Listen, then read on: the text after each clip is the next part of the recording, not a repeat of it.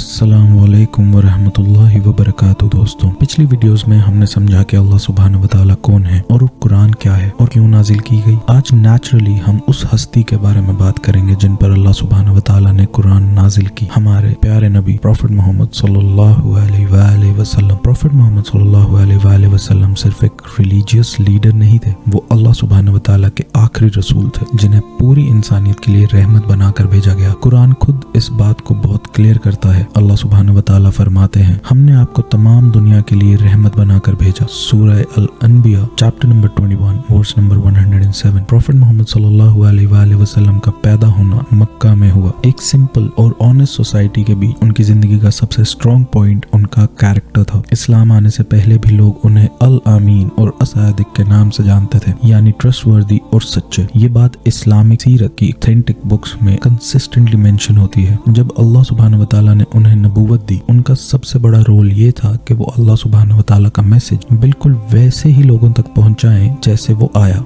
बिना कुछ बदले, बिना कुछ छुपाए। कुरान में अल्लाह सुब्हानहू व तआला फरमाते हैं, और रसूल का काम सिर्फ मैसेज को वाज़ेह तौर पर पहुंचा देना है। सूरह अन-नूर chapter number 24 verse number 54। Prophet Mohammad सल्लल्लाहु अलैहि वसल्लम ने लोगों को सिर्फ अल्लाह सुब्हानहू व तआला की इबादत की तरफ नहीं बुलाया, बल्कि उनकी जिंदगी जीने का तरीका भी सिखाया। इसलिए इस्लाम में कुरान के साथ साथ सुन्नत भी बहुत इंपॉर्टेंट है। कुरान प्रिंसिपल्स देता है और सुन्नत हमें बताती है कि उन प्रिंसिपल्स को प्रैक्टिकली कैसे जीना है। अल्लाह सुब्हानहू व तआला कुरान में फरमाते हैं, जो रसूल तुम्हें दे उसे ले लो और जिससे रोके उसे रुक जाओ। सूरह अल-हशर चैप्टर नंबर 59 वर्स नंबर 7। इसका मतलब ये है कि प्रॉफिट मोहम्मद सल्लल्लाहु अलैहि वसल्लम का रोल सिर्फ वही तक लिमिटेड नहीं, बल्कि उनका पूरा लाइफस्टाइल, उनका पेशेंस, उनकी मर्जी, उनकी ऑनेस्टी, उनका इंसाफ, ये सब इस्लाम का लिविंग एग्जाम्पल है। एक बहुत इंपॉर्टेंट बात, प्रॉफिट मोहम्मद सल्लल्लाहु अलैहि वसल्लम को इस्लाम में गॉड नहीं माना जाता, वो अल्लाह सुब्हानहू व तआला के बंदे और रसूल थे। कुरान में अल्लाह सुब्हानहू व तआला ने उन्हें ये कहने का हुक्म दिया, कह दीजिए मैं तुम जैसा ही एक इंसान हूँ, मेरी तरफ वही आती है। सूरह अल-कहफ चैप्टर नंबर 18 वर्स नंबर 110। यानी इस्लाम में रिस्पेक्ट और लव बहुत ज्यादा है प्रॉफिट सल्लल्लाहु अलैहि वसल्लम के लिए,